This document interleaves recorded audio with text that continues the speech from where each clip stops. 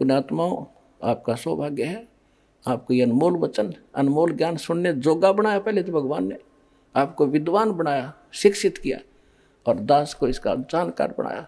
आज आपके रूबरू ऐसा बना दूंगा जैसे पहली का कहता हुआ, अगर वेद गीता और पुराणों को आप याद रखोगे।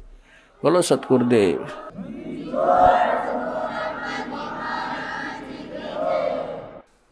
सतगुरु के दरबार में जाइयो बारंबार, ये बोली वस्तु लखा देवे हैं सतगुरु दातार। सत्संग की आधी घड़ी और तप के वर्ष हजार, तो भी बराबर है नहीं यूं कहें कबीर विचार। संत मिलन को जाइयो दिन में कोई कोई बार, आसोज के में जो ये गणा करे उपकार। सभी पुण्यात्माएं आप सत्संग के अंदर उपस्थित हुए हो। आपके जन्म जन्मांतर के बहुत ही पुण्यक्रम आपके साथ हैं। सकल पदार्थ है जग माही, और कर्महीन नर पावत नाही। आप वो सौभाग्यशाली प्राणी हो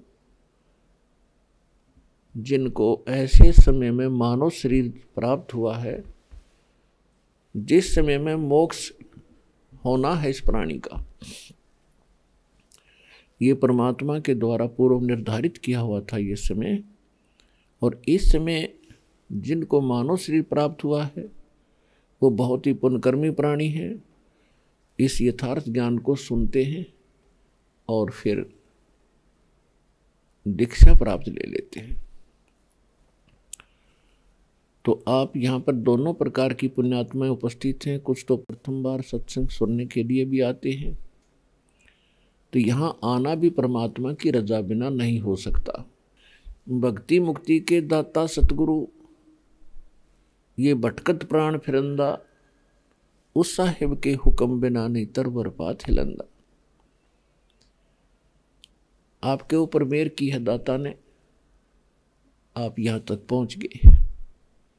आज से आपके शुभ कर्म स्टार्ट हो गए, और जो लगातार आ रहे हैं वो तो अपने शुभ कर्मों की माल गाड़ी भरने लग रहे हैं, जिनकी हमें आवश्यकता युगों युगों से थी, जो हम अभी तक संग्रह नहीं कर सके, ना हमें कोई ऐसा मार्ग मिला। आप वो पुण्यात्मा हैं, परमात्मा आपके लिए भटक रहा है, लेकिन आपने काल की भांग घनी पी रखी है। आप अपने बाप को भी पहचानने में असमर्थ हैं। कबीर ये माया अटपटी, सब गट आन अड़ी, किस किस को समझाऊं या कुएं भांग पड़ी। कबीर इस संसार को समझाऊं कै बार, ये पूछ पकड़ के भेड़ की भाई उतरा चावे पार। परमात्मा कहते हैं कि काल ने अपने किस ब्रह्मांड के अंदर एक ऐसी भांग डाल रखी है अज्ञान की और यहाँ के अक्षीणिक नकली सुखों की।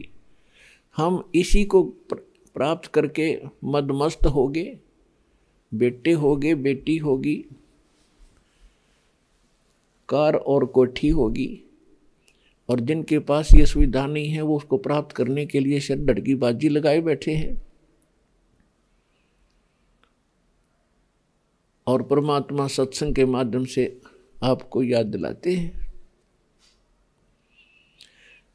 भाई काया तेरी है नहीं, ये माया कहाँ से हो। उद्यम कर और नाम जपो, मनुष्य कर्म है दो। कबीर काया तेरी है नहीं, ये माया कहाँ से हो। चरण कमल में ध्यान रखो, इन दोनों को खो। ये बोले प्राणी, जब तेरा शरीर अपना नहीं, इसको भी छोड़कर जाएगा और यहाँ कोठी बंगले कार बनाने में अपना जीवन नाश कर रहा है, ये तो बने बनाए यहाँ रह जाएंगे। और जिन बच्चों के लिए तू इतना कुछ पाप भार सिर पर ले रहा है, रिश्वत लेकर, चोरी करके, मिलावट करके, सारा दिन झूठ बोल बोल के, तो बच्चों के भी कर्म बिगाड़ रहा हुआ कि सुखी हो सकते हैं, ऐसे अनर्थ के धन को खा के उनके भी कर्म फोड़ रहा है। तो ये ज्ञान सत्संग से होता है। परमात्मा के विचार बताए जाते हैं। सत्संग उसे कहते हैं जिसमें सत आधार हो, झूठ ना हो।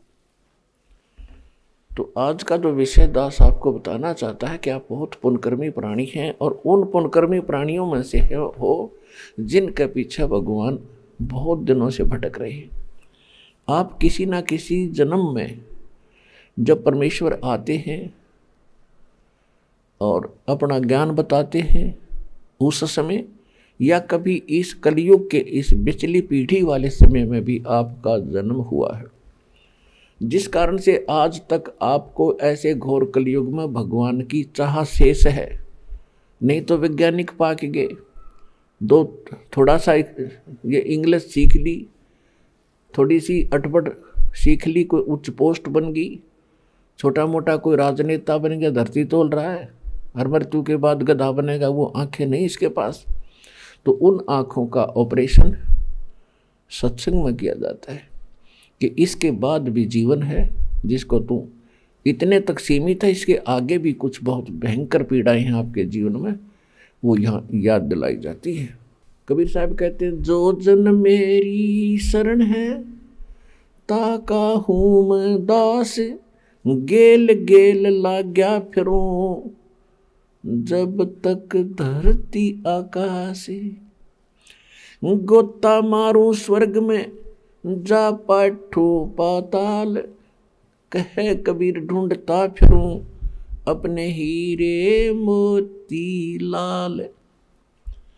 परमेश्वर कहते हैं कि जो एक बार मेरी शरण में आ गया, हमने गलती तो बहुत भयंकर कर रखी है पुण्यात्माओं।